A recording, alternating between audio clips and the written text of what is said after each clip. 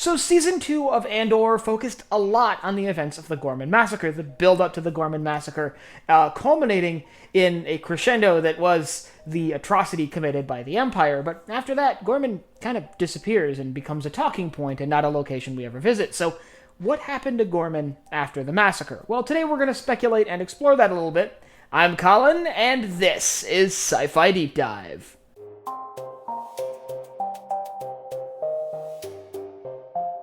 Remember, if you enjoyed this video, to head down below and hit that subscribe button. Before we dive into this, I'm going to throw out there that this information is a bit shaky and really only based off of references made by one character or another here and there.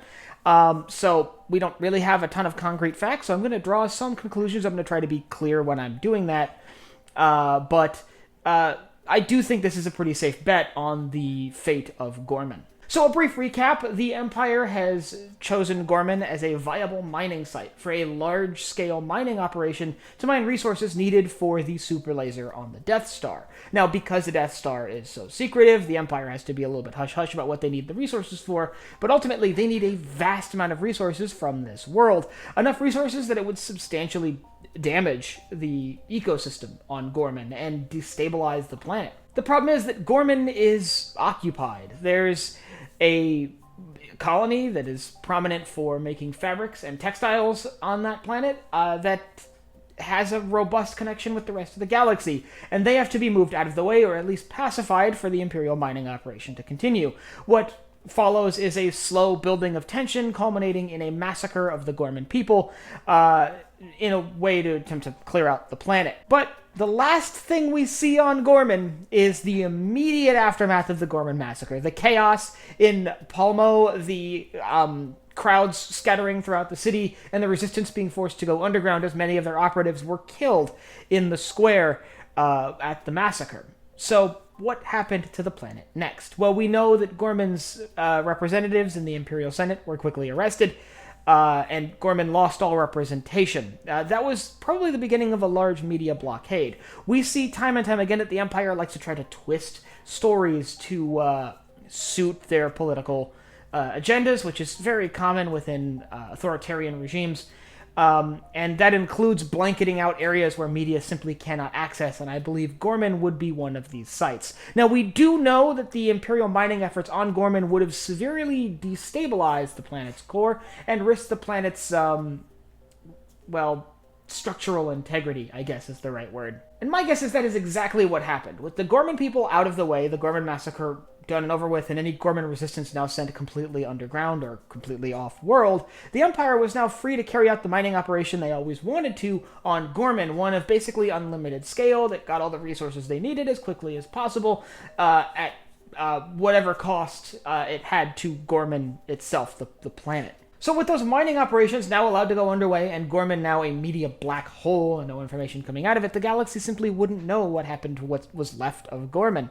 But I think it's likely that the planet was at least left completely uninhabitable by Imperial mining operations, if not outright destroyed by mining operations, leaving the planet fractured, similar to what we see happening to Anaxis, or at least amongst the debris of Anaxis in Star Wars Rebels. It's known that by the fall of the Empire, a piece of Ghorman was stored in the Imperial archives, and that, to me, could go one of a few ways. Either the planet did fragment into pieces and fall apart, and the fragment is literally a piece of the planet that was towed to wherever the Imperial archives were stored, or it was just a boulder, a piece of a pot of dirt or something taken from Ghorman in its uninhabitable state after Imperial strip mining operations rendered the planet lifeless. One way or another, things didn't end well for Ghorman, the people living there, or the people that supported the